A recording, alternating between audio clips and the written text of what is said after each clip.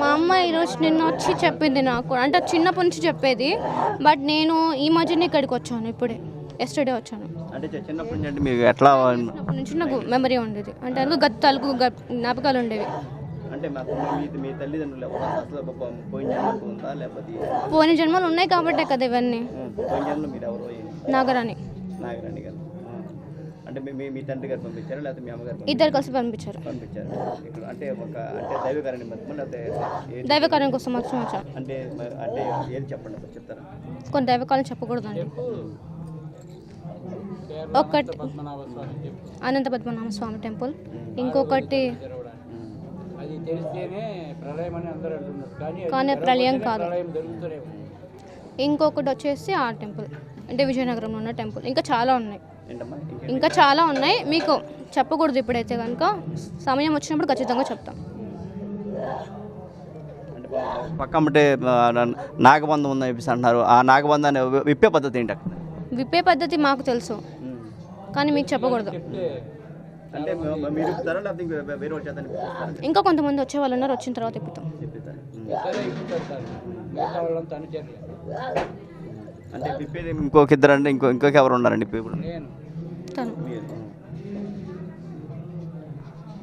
మేమిద్దరం కలిసి విప్పుతాం. ఎవరెవరు వచ్చారు ఏంటి? ఎంతోమంది సిద్ధులు వచ్చారు, అఘోరాలు వచ్చారు, నాగసాధువులు వచ్చారు, పీఠాధిపతులు వచ్చారు, వేద పండితులు వచ్చారు. కానీ వాళ్ళు ఓపెన్ చేయలేదు, మీరు ఎలా ఓపెన్ చేస్తారనే ప్రశ్న చాలామందిలో ఉంటుంది. కానీ అసలు మాది ఇదే కాదు, మా హిస్టరీ ఇదే కాదు. మేము ఏదో సెంట్రల్ గవర్నమెంట్ జాబ్ చేసుకునేవాడిని. కానీ అనుకోకుండా 2014లో మాకు శ్రీవారు దర్శనమిచ్చారు, అనంత పద్మనాభ స్వామి. దేనికి ఏమిటి అన్నప్పుడు నాకు కొన్ని సూచనలు చూపించారు. దానికి అన్నీ వదిలేసి నేను సినీ ఫీల్డ్లో ఉండేవాడిని. అది కూడా వదిలేసి బాబా గారు కనపడంగానే వచ్చి ధ్యానంలో కూర్చున్నా. శ్రీవారు కనిపిస్తూనే ఉన్నారు. 6వ గది తలుపు తెరవకపోతే ప్రళయం వస్తుందని చెప్తున్నాడు ఆయన అనేక రకాలుగా. మేము చెప్పినట్టు జరిగింది. మేము కాలజ్ఞానం కూడా రాస్తాం. ఇంతకుముందు ఎన్నో చెప్పాను, బుక్స్ ఉన్నాయి, నేను రాసిన కాలజ్ఞానం అనే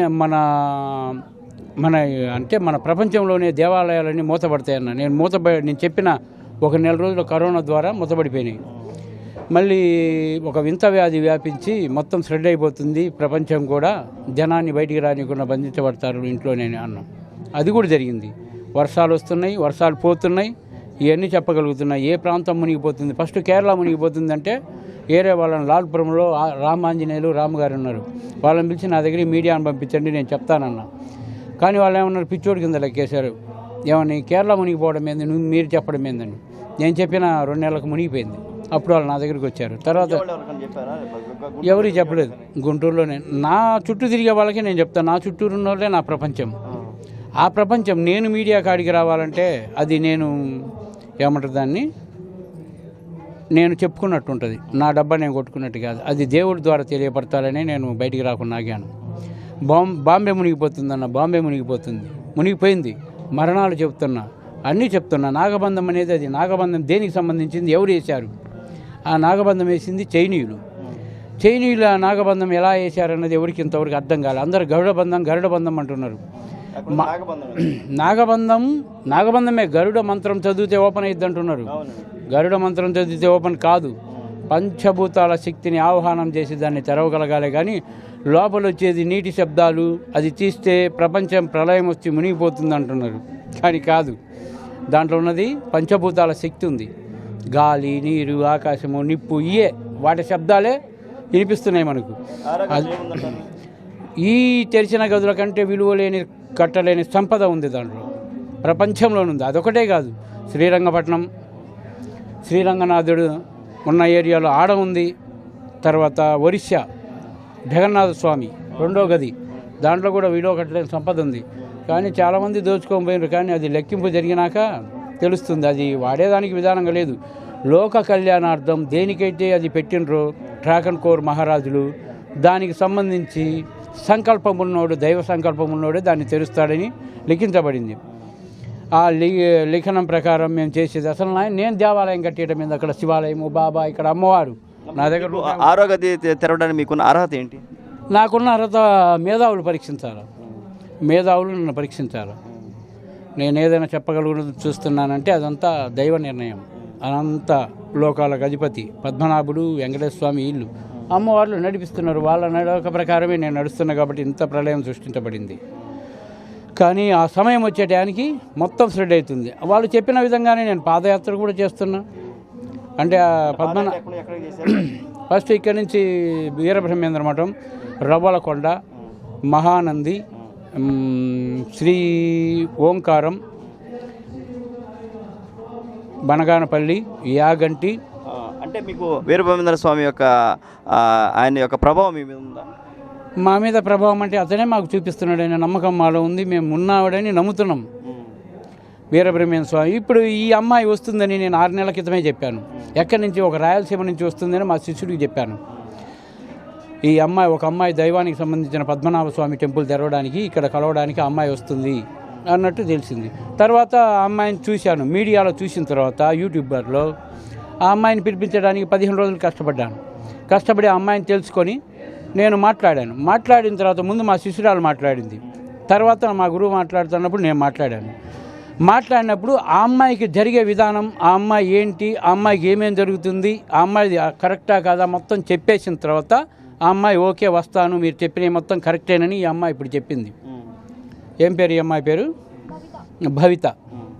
భవిత నమ్మబట్టే ఇక్కడికి వచ్చింది. నమ్మబట్టే మొత్తం రియాలిటీ షో చూపించారు. వాళ్ళ అమ్మకు కూడా నాగమ్మ వస్తుంది, గంగాలమ్మ వస్తుంది, గంగమ్మ వస్తున్నారు. వాళ్ళమ్మ కట్లేసినారని గత 2 ఏళ్ళ 3 ఏళ్ళకి చెప్తున్నారు. ఒంట్లోకి రావట్లేదు. అది కూడా రాత్రి తీశాను, నాట్యం ఆడిపించాను. ఇప్పుడు చూడండి, మీరు తీస్తాను. నాకేందంటే ఇది స్వయంభూ, నేను నేర్చుకున్న విద్య కాదు, నాకు గురువే లేడు. నేను గురువునే కాదు, ఓన్లీ ఒక భక్తుడిని. ఆ టెంపుల్ గది తెరవడానికి సంకల్పం ప్రకారం, నిర్ణయించబడ్డ ప్రకారం నేను నడుస్తున్నా. కానీ కొందరు అనుకోవచ్చు, దానికి మేధావులు, పీఠాధిపతులు, పెద్దోళ్ళు ఉన్నారు. మాకు వేదాలు రావు, మంత్రాలు రావు, ఏం రావు, ఓన్లీ ధ్యానం. భోజనం లేకుండా ధ్యానం చేస్తాం, దేన్నైనా చూడగలుగుతాం క్షణంలో. అలాంటివి చేయబట్టి వచ్చిన వాళ్ళు, బాగలేని వాళ్ళు వస్తుంటారు, వాళ్ళకు చూస్తుంటా.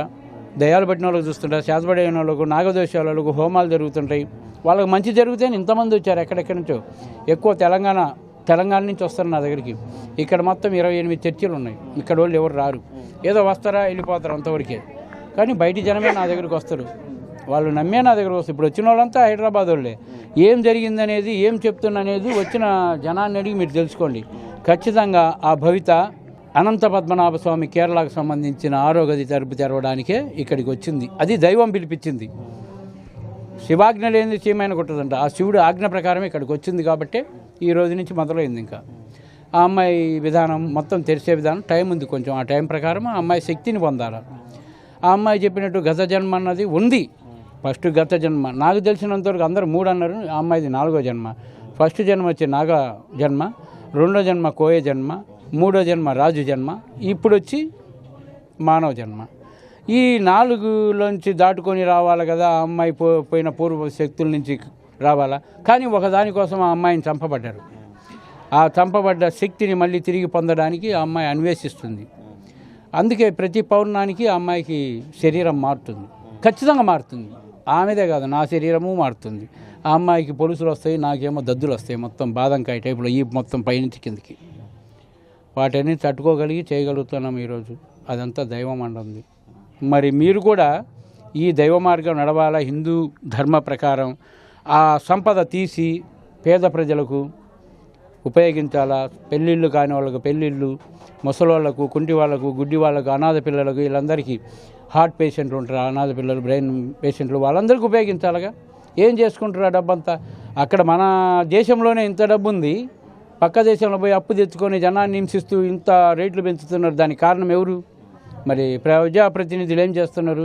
ఈ పీఠాధిపతులు ఏం చేస్తున్నారు? జనజీయర్ స్వామి ఉన్నాడు, స్వరూపానంద ఉన్నాడు, విజయేంద్ర సరస్వతి ఉన్నారు. మోడీ కూడా కారణ జన్మ అన్నారు. అవును, కారణ జన్మే మోడీ కారణ జన్మే.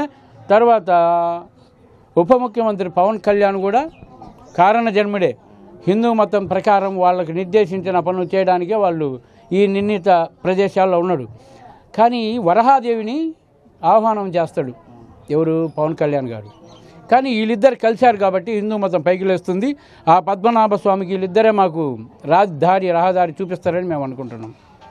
సెలవు. మా ధర్మకర్త గారిని అడగండి. అమ్మ, మీకు భవిత అమ్మ నాగరాణి అనే పాప, మీ పాప అవునండి. మీకు ఎట్లా తెలిసింది ఫస్ట్ తను నాగరాజు కూతురు అనేది పాప చిన్నప్పటి నుంచి చెప్పేదా? ఆ సైన్స్ అంటే ఆ యొక్క లక్షణాలు ఎట్లా ఉన్నాయి, ఏ విధంగా కనుక్కున్నారు? 9 సంవత్సరాల నుంచి పాప చెప్పేది, ఒక అడవిలోకి వెళ్ళాలి, మా అమ్మ పిలుస్తుంది, మా అమ్మ మా నాన్న ఉన్నారు, అలా విగ్రహాలు తీయాలి, అవే కాదు ఇంకా చాలా ఉన్నాయి, ప్రజెంట్కి నేను వెళ్ళాలి, నన్ను వదిలేసే అని చెప్పేది. అట్లా మనం వదిలేయలేం కదా, కాళ్ళు చేతులు కట్టేసుకునే రోజులు కూడా నాకున్నాయి. పాపను ఎక్కడికి పారిపోతుంది, ఎక్కడికి వెళ్ళిపోతుంది అని చెప్పేసి అలా హాస్పిటల్ తిప్పాను, అన్నీ చేశాను, అన్ని స్కానింగ్ కానీ, ఎంఆర్ఐ స్కానింగ్ కానీ, సిటీ స్కానింగ్ కానీ, బ్లడ్ టెస్ట్ కానీ అన్ని రిపోర్ట్లు అంటేలా నార్మల్ వచ్చింది. రీసెంట్గా పౌర్ణమి రోజు కూడా ల్యాబ్ టెస్ట్కి వెళ్ళింది, పాప బ్లడ్ కానీ, పాప స్కిన్ కానీ, పౌర్ణమి రోజు ఊడిపోయే స్కిన్ ఉంటుంది కదా, అది కూడా వెళ్ళింది. 45 రోజులకు రిపోర్ట్ వస్తుంది, ఇంకా 20 రోజులు పడుతుంది రావడానికి. ఒక విషయం, అంటే స్కిన్ ఊడిపోవడం అనేది అంటే పుట్టినప్పటి నుంచి ఉందా లేకపోతే పుట్టినప్పటి నుంచి లేదు, పుట్టినప్పటి నుంచి లేదు, 18 సంవత్సరాలు పడినా నుంచి ఒంటి మీదకి కుపుషంలాగా రావడము, వచ్చినప్పుడు నొప్పి అనేది ఏడుస్తానింది. అట్లా 2-3 సార్లు చూసాము, ఏమో మార్పులు చెరుపులు అంటే ప్రకృతి వల్ల కావచ్చు, స్కిన్ ఒంటి మీద కావచ్చు అని మేము అట్లా అనుకున్నాము. అది ప్రతి పౌర్ణానికి వస్తుంది, ప్రతి పౌర్ణానికి వస్తుంటే ఆమె జాతకం కూడా పంతులు గారులకు చూపించడం జరిగింది, వాళ్ళు కూడా కన్ఫర్మ్ చేశారు. ఇంకా తను చెప్పిన గుడి ఎక్కడ ఉండేది మాకు తెలియలేదు. రీసెంట్గా ఒక 8 మంత్ అవుతుంది, ఆ 8 మంత్లో మనకు తెలిసిన ఇంకో గురువు గారు హైదరాబాద్లోనే ఉంటాడు, ఆయన యాకిరెడ్డి ఆయన పేరు, ఆయన అనుకోకుండా విజయనగరం రావడం జరిగింది. ఆయన వచ్చిన తర్వాత కాళికామాత టెంపుల్కి వెళ్ళారు. పాప చెప్పిన ఆనవాళ్ళని ఆయనకు దృష్టికి తెలిసిపోయింది. తెలిసిపోతే అక్కడి నుంచి నాకు ఫోన్ చేశాడు, పాప చెప్పినట్టు అన్ని ఆనవాళ్ళు ఇక్కడ ఉన్నాయమ్మా, ఒకసారి మిమ్మల్ని తీసుకెళ్తామన్నాడు. అంటే గుర్తుపడుతుందా పట్టదా, ఇదే టెంపులా కాదు అనేది తీసుకొని వెళ్తా అని చెప్పాడు. కాళికామాత టెంపుల్ విజయనగరం. విజయనగరం మళ్ళీ ఒక 10 రోజుల తర్వాత మమ్మల్ని తీసుకెళ్ళాడు. అప్పుడు మనకు మేము ఎవరు మేము పోలే విజయనగరానికి, పాప కానీ నేను కానీ. అప్పుడు రాజు బిడ్డగా అక్కడ జన్మించింది అనేది పాప చెప్పేది నాకు. ఫస్ట్ జన్మ వచ్చేసి నాగరాణి దేవత జన్మ, రెండోది రాజు జన్మ అని చెప్పేది. 2 జన్మలు నాది. ఇప్పుడు గురుగారు నుండి 3వ జన్మ, ఫస్ట్ 2వ జన్మేమో కోయిదార జన్మ, అది మాకు కూడా తెలియదు. పాపకు కొన్ని గుర్తుకు రాలేదు, ఇప్పుడు పూర్తిగా వస్తున్నాయి. ఇంకా అది ఎంత చేసినా మనం ఎంత కంట్రోల్ చేసినా అది ఆగట్లేదు.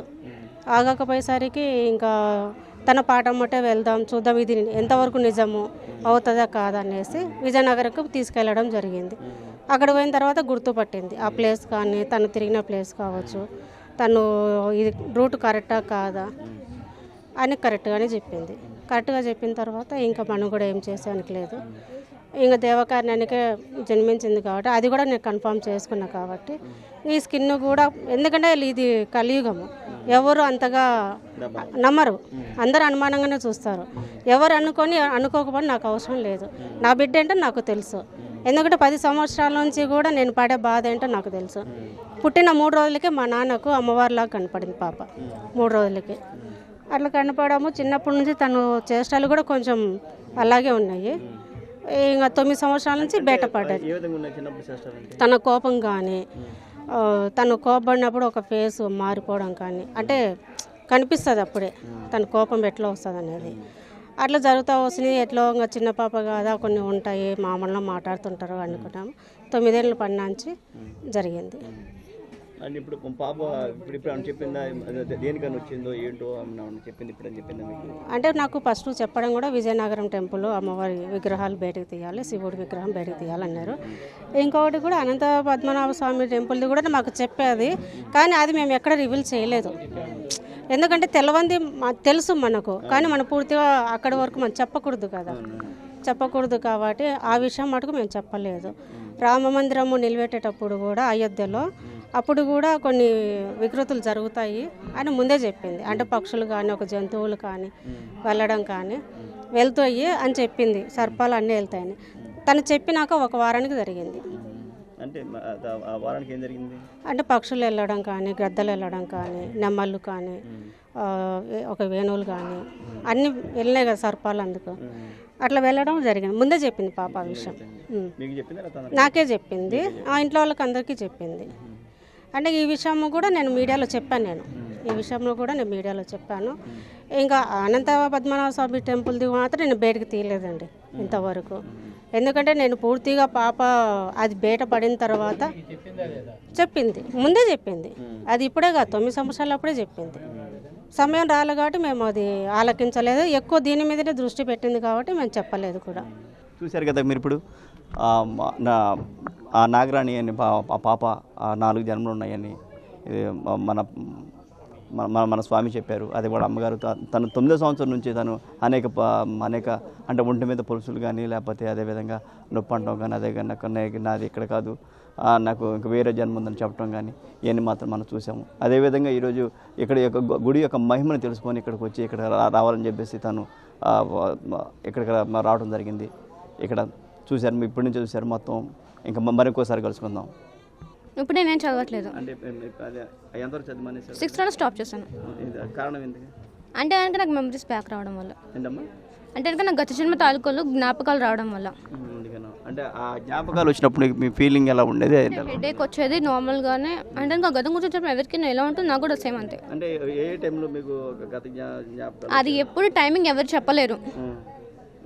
అంటే మీకు ఆ సైన్స్ ఎలా ఉండేవి మీకు? అంటే ఆ యొక్క వచ్చేటప్పుడు ముందు ఎటువంటి సూచనలు కనిపించేవి? సూచనలు ఏమి ఉండవండి నాకైతే మాత్రము. నాకు ఎప్పుడైతే కనుక ఇప్పుడు మీరు ఎలా ఉన్నారో నాకు జస్ట్ అలా విజువల్స్ ఓపెన్ అవుతాయి అంతే. నేను అవి చూస్తాను అంతే. మీ అమ్మగారితో చెప్పాడు మీరు?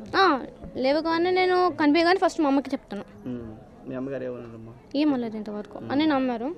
సో అందుకే నేను ఇంత దూరం వచ్చాను. ఒక తల్లి సపోర్ట్ లేకుండా ఎవరు ఇక్కడికి రాలేదు. విజయనగరంలో ఉన్న అక్కడ గుడికి వెళ్ళారట, అది ఆ వివరాలు చెప్తారా? ఆ వివరాలు అంటే టెంపుల్ లోపల ఉందండి, భూమి లోపల. అది బయటకు తీసేంత వరకు మీకు కూడా నేను చూపించడానికి కదా, అంతే.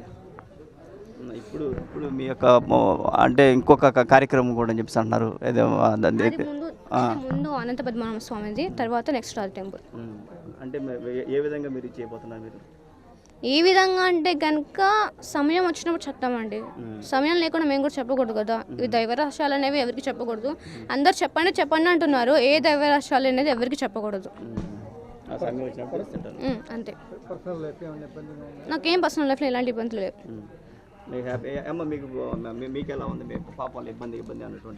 పాపది ఇబ్బంది అంటే ఇంకా దేవకారానికి పుట్టినప్పుడు కొన్ని సమస్యలు వస్తాయి, అన్నీ ఉంటాయి. దానికి ఎదుర్కోవడానికి తల్లిదండ్రులుగా మనం ముందుకు ఉండాలి. తనను నమ్మిన వాళ్ళు ఎవరైనా కూడా మన నమ్మకం మీద కందండి ముందుకు రావాలనేసి. దైవకారం అన్నప్పుడు కంపల్సరీగా మీరు కూడా ఎటువంటి సమస్యలు వచ్చి మొత్తం భరిస్తాం, ఇటువంటి కష్టాలు నష్టాలు ఇంకా తప్పదు. దేవకార్యానికి జన్మించినప్పుడు ఆ దేవకార్యం అనేది పూర్తి చేయాలి కదా. మనం దాన్ని ఆపడానికి కూడా నాకు ఎన్నోసార్లు నేను ట్రై చేశాను.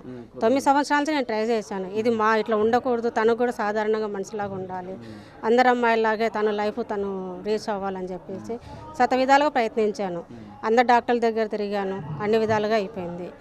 ఇంకా ఇక్కడ గుడికి రావడం కారణం కూడా మన ఛానల్లోనే వీడియో చూసి శోభ గారు నాకు ఫోన్ చేయడము, గురుగారితో మాట్లాడము, నన్ను చూసే పాప గుర్తుపడుతుందమ్మని గురుగారు చెప్పడము. ఇంకా పాప మాట్లాడింది, తను చెప్పినట్టని తనకు నమ్మకం ఉంది, అందుకు ఇక్కడికి రావడం జరిగింది.